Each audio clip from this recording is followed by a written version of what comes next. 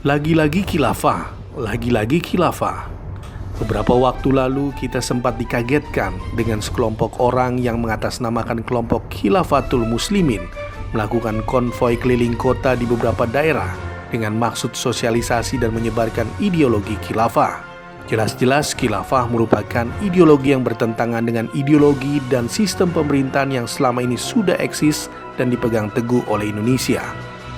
Sudah sepatutnya ideologi khilafah yang mencoba ingin mengganti Pancasila dan sistem pemerintahan yang ada harus dapat ditolak secara tegas oleh seluruh masyarakat Indonesia.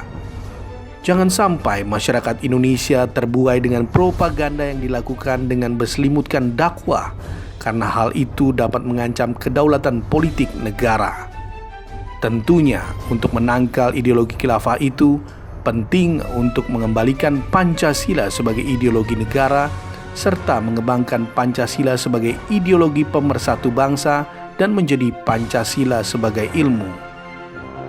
Eksistensi Pancasila juga harus ditanamkan di seluruh akses publik, baik regulasi maupun kehidupan sosial, politik, dan budaya yang berjalan. Masyarakat Indonesia harus waspada terhadap bahaya laten gerakan ini karena bisa menjadi bom waktu jika tidak dilakukan antisipasi lebih dini. Baik, terima kasih. Assalamualaikum warahmatullahi wabarakatuh.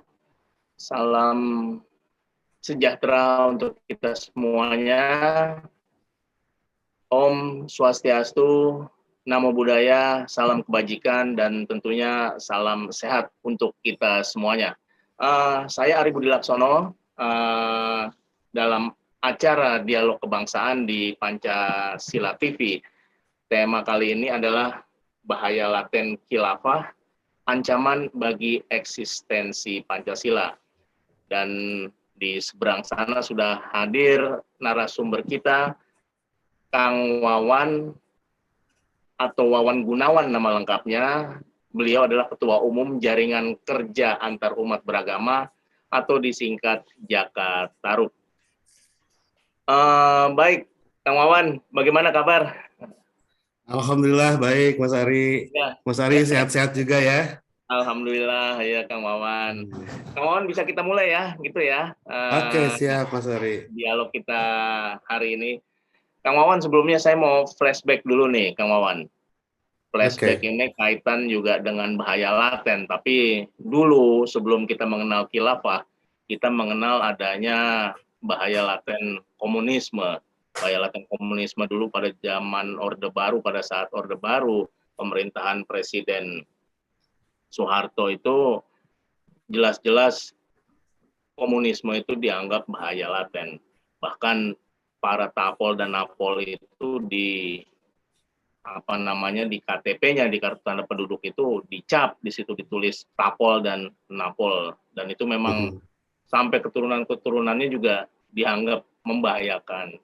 Nah, kita tidak berbicara masalah komunisme, Kang Wawan, tapi ini kaitannya juga sekarang yang sedang ramai dibicarakan adalah masalah khilafah. Ada kelompok Khilafatul Muslimin yang menyebar ke daerah. Ini kalau Kang Wawan melihat apa sih fenomena apa lagi khilafah ini seperti ini gitu. Ya, silakan Kang Wawan.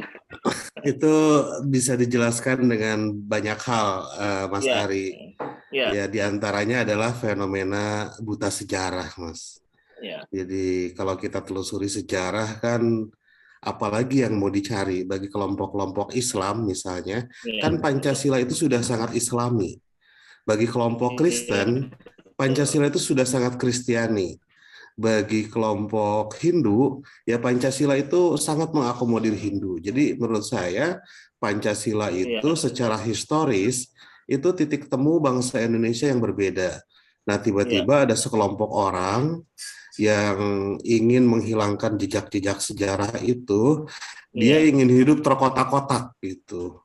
Ingin hidup dalam satu kewilayahan yang dipimpin secara sistem khilafah. Nah, satu itu fenomena buta sejarah gitu ya. Ya, yang kedua juga mungkin fenomena ketidakpuasan dia terhadap sistem yang sudah ada ini.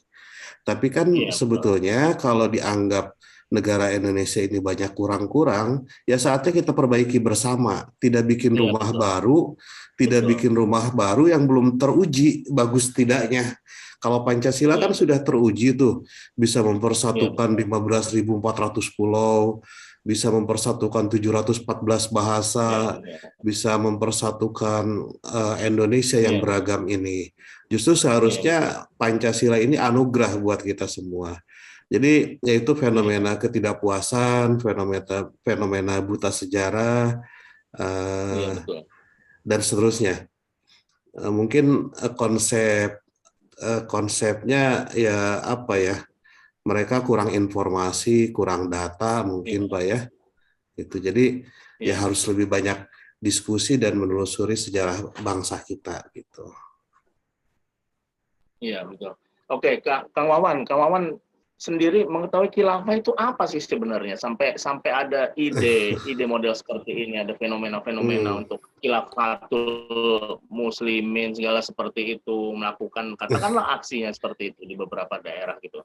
Apa menurut Kang Wawan yang Kang Wawan ketahui mengenai khilafah ini? Ya, khilafah itu di dalam Islam memang ada ya konsep khilafah itu. Bahkan dalam Al-Quran sendiri disebutkan ada ayat yang menyatakan inni ja'ilun fil ardi khalifah. Aku akan menciptakan khalifah di muka bumi ini.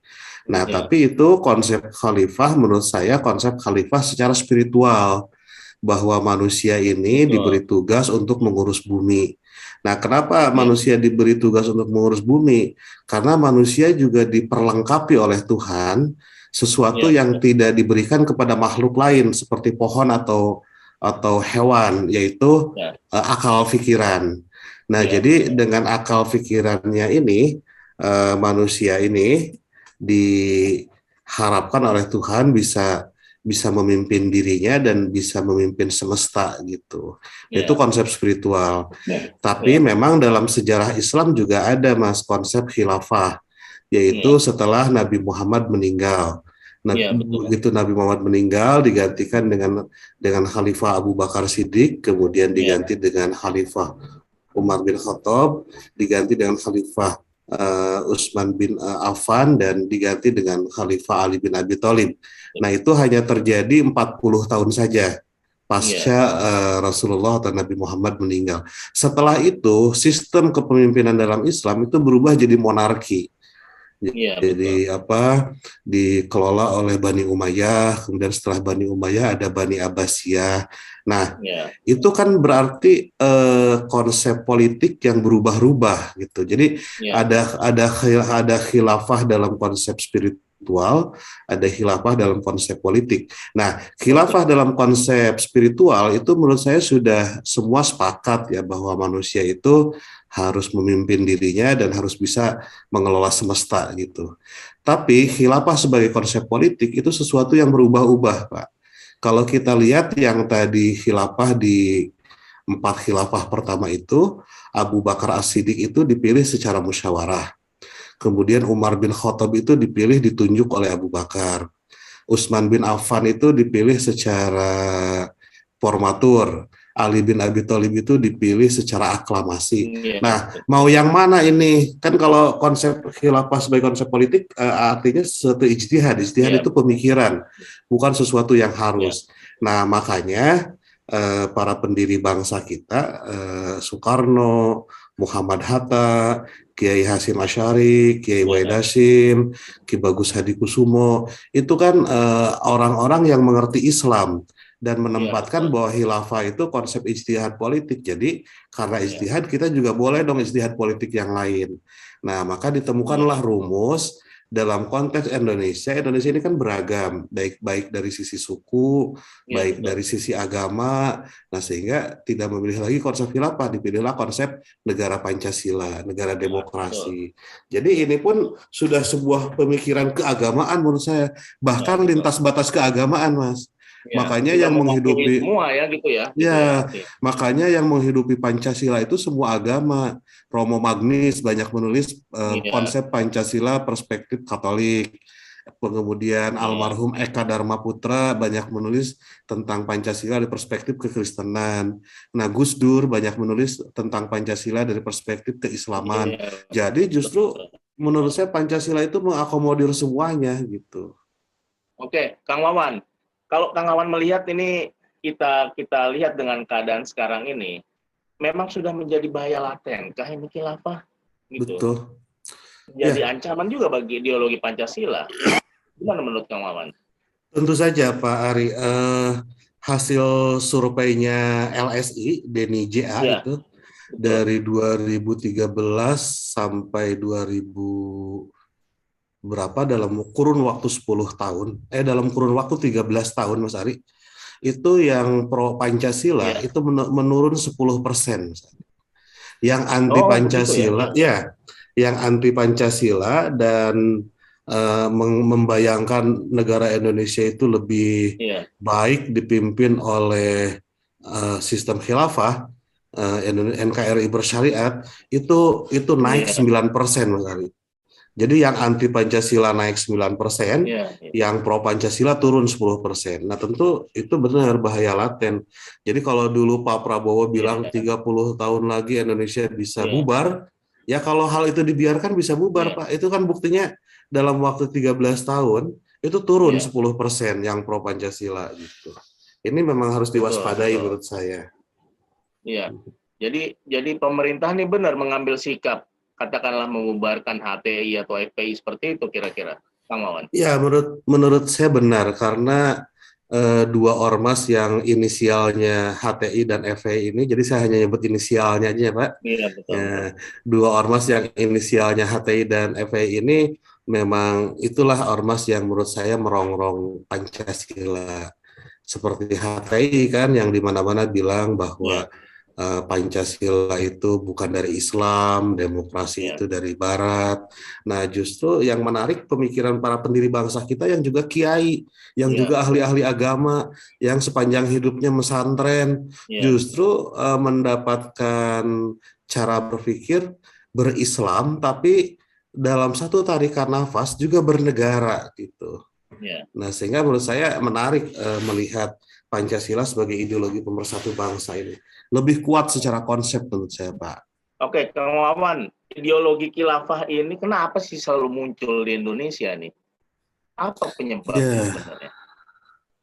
Nah, itu sebetulnya Mas Ari yang luar biasanya Indonesia. Di negara-negara lain kan konsep khilafah itu dilarang, Mas Ari. Betul. Nah, di Indonesia mereka bisa ngomong bebas karena Indonesia negara demokrasi yang paling baik di dunia menurut saya. Nah, atas nama demokrasi, kita membiarkan orang-orang itu ngomong. Makanya aneh, Hizbut Tahrir itu dia mengkritik demokrasi, padahal dia bisa ngomong kayak gitu karena ini negara demokrasi, Mas. Kalau ini bukan negara demokrasi, mereka nggak bisa ngomong itu, gitu. Seharusnya mereka bersyukur hidup di negara demokrasi, gitu. Nah, justru, kenapa banyak muncul di Indonesia? Karena Indonesia kan negara besar, ruang terbuka, menghormati kebebasan gitu. Ya kalau ada apa-apa nanti kita selesaikan secara hukum gitu. Jadi harusnya orang yang mengusung khilafah itu berterima kasih kepada demokrasi. Bukan malah menganggap demokrasi nggak boleh karena kalau kita bukan negara demokrasi mereka nggak bisa bicara seperti itu gitu. Kang Wawan, sekarang apa sebenarnya yang harus dilakukan oleh pemerintah, Kang Wawan? Untuk mengatasi fenomena-fenomena seperti ini gitu. Karena kalau kita lihat nih, maaf saja Kang Wawan, yang muncul masalah khilafah lagi-lagi background-nya membawa agama Islam seperti itu. Atau karena memang kita mayoritas Islam di Indonesia akhirnya muncul fenomena-fenomena seperti ini. Jadi apa sih sebenarnya yang harus dilakukan oleh pemerintah untuk mengatasi masalah ini? Paling cepat lah katakanlah seperti ini, biar tidak muncul kasus-kasus seperti ini lagi. Yang pertama konteksnya pemikiran khilafah sendiri kan sebetulnya baru ya di Indonesia itu. Walaupun dulu ada DITII yang mengusung negara Islam gitu, tapi khilafah yang sekarang yang semakin menjadi-jadi itu menurut saya pendatang baru di Indonesia itu gitu. Dan pemerintah saya kira sudah merespon Mas Ari di sekarang ini di RPJMN rencana jangka panjangnya RPJMN RPJMN Presiden Jokowi itu memasukkan moderasi beragama. Jadi moderasi beragama itu program presiden dan leading sektornya ada di Kementerian Agama. Nah, moderasi beragama itu latar belakang kenapa program moderasi beragama ada, salah satunya dipicu oleh menguatnya paham keagamaan yang tidak berbanding lurus dengan paham kebangsaan. Jadi dia seolah-olah menolak agama gitu. Nah, kalau pertanyaannya mereka tuh biasanya khas begini, mana yang harus kita dahulukan, bela agama atau bela negara gitu. Nah, kalau kita tidak bisa menjawab ini, kita bela sungkawa nih Mas Ari. Ya, bela negara bagian dari bela agama, karena tidak mungkin kita bisa beragama dengan baik kalau negara kita hancur. Termasuk bagi orang Islam sendiri. Bagaimana bisa naik haji kalau negaranya nggak ada gitu? Bagaimana bisa aman ibadah kalau negaranya hancur? Nah, jadi bela negara itu bagian dari bela agama. Nah, tapi sekarang ini banyak keagamaan yang memiliki paham seolah-olah dia soleh secara keagamaan, tapi dia tidak mau jadi warga negara yang baik gitu. Nah, sehingga muncullah pemikiran-pemikiran yang truth claim gitu ya, menganggap dirinya paling benar dan yang lain salah. Nah, dalam konteks itu pemerintah menjawab itu dengan satu program namanya moderasi beragama. Jadi moderasi beragama itu isinya membangun kesepahaman terhadap seluruh warga Indonesia agar kita memegang agama itu secara moderat. Nah, pemerintah mengeluarkan indikator moderasi beragama itu ada 4, Mas Ari. Yang pertama beragama dan berwawasan kebangsaan. Yang kedua toleran. Yang ketiga anti kekerasan. Yang keempat ramah terhadap budaya lokal. Nah, dengan 4 indikator itulah kita akan coba mengatasi perkembangan khilafah yang perspektif politik itu. Ya, gitu. Oke. Kang Wawan, sampai sejauh mana sebenarnya pemerintah ini turun tangan, terutama ikut campur mengatasi masalah agama? Karena banyak sekali kaitannya dengan masalah-masalah seperti ini gitu. Yang terakhir ini masalah khilafah. Sebenarnya sampai sejauh mana sih pemerintah ini harus ikut turun tangan mencampuri masalah-masalah keagamaan seperti ini, Kang? Ya, nah ini juga saya kira kita harus hati-hati ya, karena di satu sisi kita sebagai negara demokrasi harus menghormati HAM. Setiap orang punya hak untuk punya cara berpikir keagamaannya sendiri. Tetapi jangan lupa hak asasi manusia juga kan ada ini ya, dalam kajian HAM itu ada forum internum, ada forum eksternum. Forum eksternum itu kalau sudah dibawa ke ranah publik. Nah, jadi mungkin ya pemerintah harus melihat kalau pikiran-pikiran keagamaan yang sempit itu membawa pengaruh buruk, membawa dampak buruk, karena yang mendengarkan ceramah-ceramah versi mereka akhirnya tidak mencintai bangsa ini, Pak, tidak mencintai negeri ini. Nah, tentu pemerintah harus turun tangan karena kan negara yang bagus kalau negara itu dibangun oleh warga yang mencintai negara itu. Nah, sedangkan mereka kan nggak ingin kita mencintai negeri kita gitu. Mereka selalu mengkritik negeri kita, padahal kita punya sejarah panjang.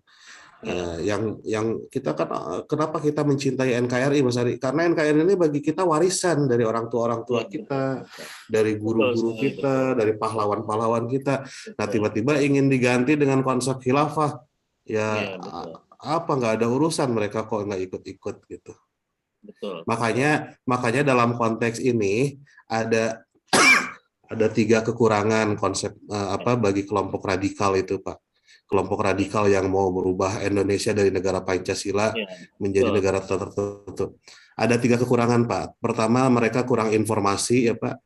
Kemudian kurang analisis, kurang memperhatikan sejarah, kurang toleran terhadap kelompok agama yang berbeda.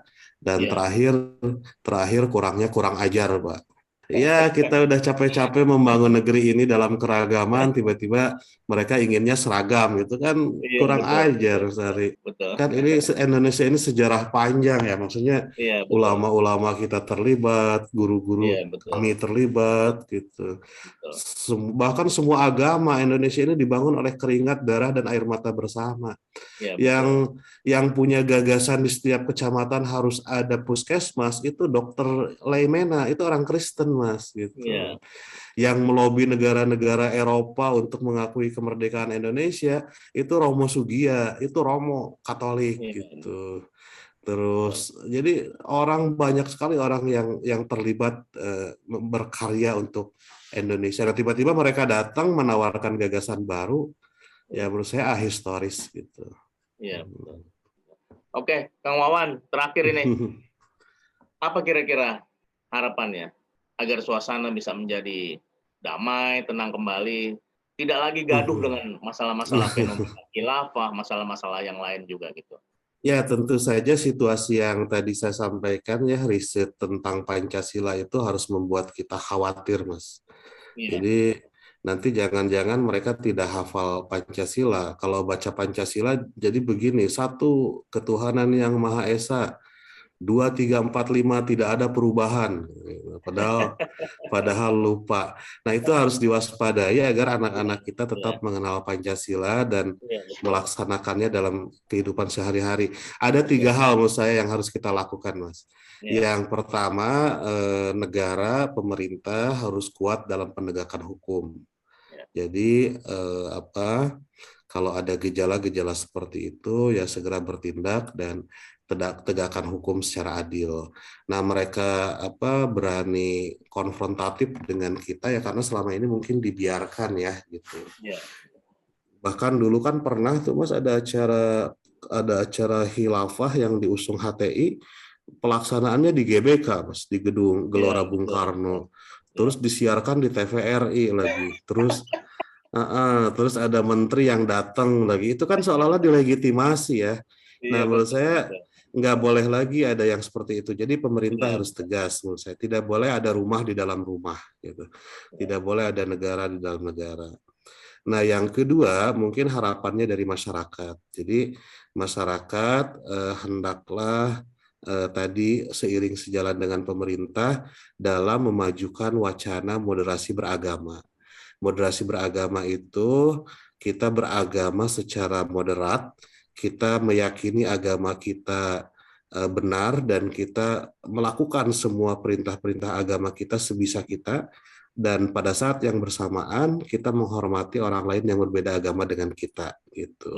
Jadi moderasi beragama itu kita membuat kita soleh dalam agama kita, dan kita juga harus dorong orang-orang lain yang beragama masing-masing baik dalam agamanya masing-masing. Jadi kalau masing-masing penganut agama baik, masing-masing penganut agama moderat, kan saling menghormati. Jadi kita harus ingat Mas, bahwa Islam yang berkembang di Indonesia itu ya harus Islam Indonesia. Islam Indonesia itu apa? Islam yang menyadari bahwa konteks Indonesia itu beragam, ada agama yang lain, ada budaya yang lain, dan seterusnya. Nah, Kristen yang berkembang di Indonesia juga harus Kristen Indonesia. Kristen yang menyadari bahwa tetangganya itu ada orang Islam, ada orang Hindu, orang Buddha. Seterusnya, Hindu, Buddhanya juga harus mengindonesia. Nah, yang ketiga, mungkin harapan saya ya, ini juga harus dimajukan melalui dunia pendidikan, Mas. Karena pendidikan ini menurut saya konsep kunci dalam mentransformasikan nilai-nilai kebudayaan. Jadi kalau di Eropa itu kuat sekali storytelling, kita juga harus punya storytelling untuk mengajarkan bagaimana anak cucu kita tetap bangga dengan keindonesiaan kita, tetap mensyukuri keragaman kita. Perbedaan itu bukan untuk disesali, kita tidak harus bertikai karena perbedaan. Justru ini harus kita syukuri sebagai anugerah dari Tuhan yang Maha Kuasa. Jadi perbedaan itu harus disikapi secara indah gitu. Nah, kan kelompok khilafah inginnya dia terkotak-kotak ya. Justru kita inginnya bersatu gitu. Gitu Mas Ari. Baik, Kang Wawan, terima kasih. Iya, Mas Ari, terima kasih. Dan pencerahannya. Semoga bermanfaat ini semua, Kang Wawan. Ya, amin, Terima kasih amin, sekali amin. lagi. Sama-sama, Ya, Mas Arif. Terima ya, kasih. baik, terima kasih. Assalamualaikum warahmatullahi wabarakatuh, Kang Wawan. Waalaikumsalam warahmatullahi wabarakatuh.